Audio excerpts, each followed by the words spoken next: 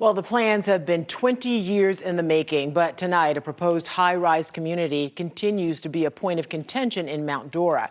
Now it appears the city and the county are not on the same page. The Wolf Branch district off State Road 46 was originally designed to bring in tech companies, a college campus, and other educational elements. But back in February, the city council voted no to a plan for part of the development. Now, the county is suggesting a face-to-face meeting with the city to discuss possible changes to the original ideas for it. News 6's Emily McLeod has the story.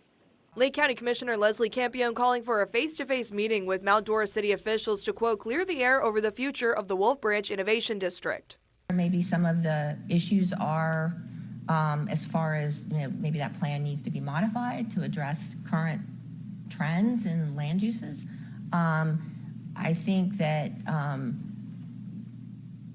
it would probably be really beneficial to try to actually get facts out there instead of all of this sort of these assumptions that I don't think are really based in fact.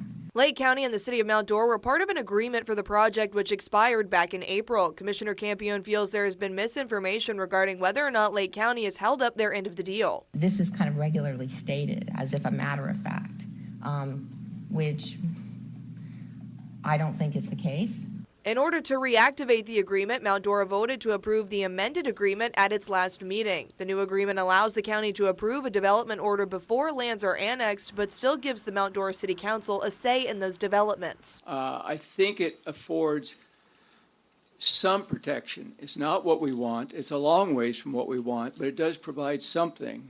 And something is better than nothing at this point. Back in February, we told you about a development which included a 310-foot office building that council rejected. Now a new development has been proposed for the Wolf Branch Innovation District, which includes nearly 3,000 residential units. Commissioner Campione says there may need to be more flexibility when it comes to developing the massive property.